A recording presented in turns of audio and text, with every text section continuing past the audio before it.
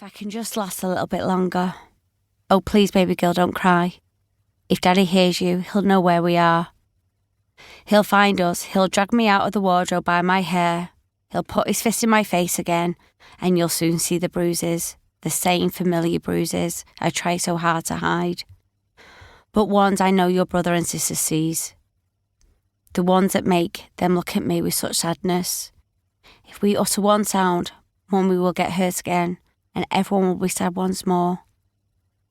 And so we have to be quiet as we can. Shh. Baby girl, please, shh. It's an impossible situation. My husband George is on one again while we're on holiday in Cape Verde.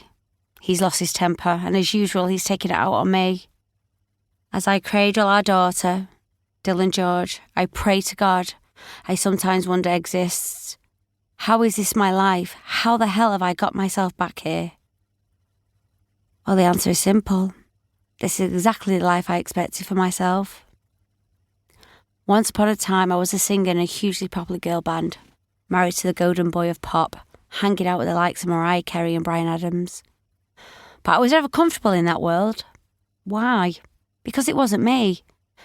All I knew before I was thrust into the showbiz bubble was pain, abandonment, abuse, drugs, alcohol, a mother who desperately needed mothering herself.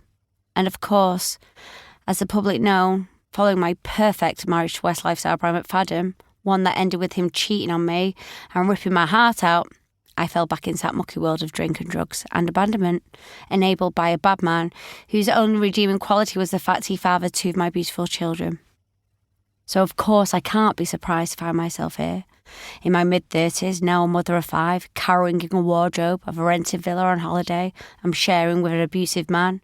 A man I love so much, a troubled ex-con who ticks every box on my twisted list of romantic credentials.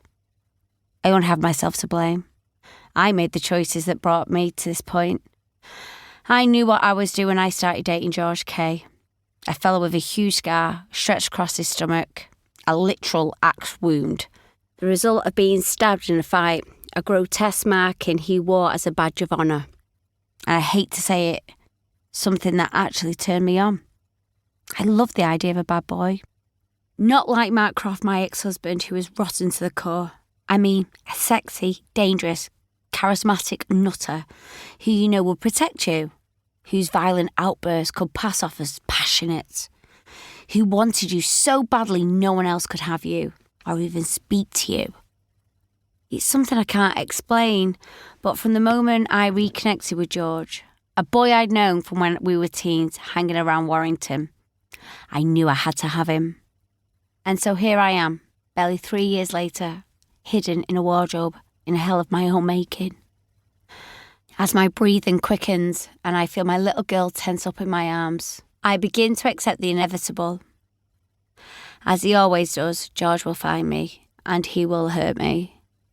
And then following the beatings, he'll apologise and we'll make up, and suddenly he'll sweep me up in his arms, begging for forgiveness, and it'll all be worth it. Look how much he cares, I'll say to myself as I whine in pain from the cuts on my face. He's so passionate about me, he can't control himself. He loves me. The thought gives me a bizarre sense of comfort, and I realise the pattern will simply continue. So I give in. Firstly, I need to make sure my baby girl is safe. And while I know how much he loves her, I need to make sure she's out of harm's way. If I can just get her to safety, get her out of the way, then I'll accept the punishment coming to me. The sooner it's done, the sooner it's over. The sooner he'll be cradling me in those huge arms of his again, the sooner I'll forgive him. The sooner we'll be back to laughing and joking and staying up all night, talking till my heart bursts with love once more. So I open the wardrobe door, my little girl in my arms, and step into the light. Fast forward 7 years, and I sit to write this book as a widow.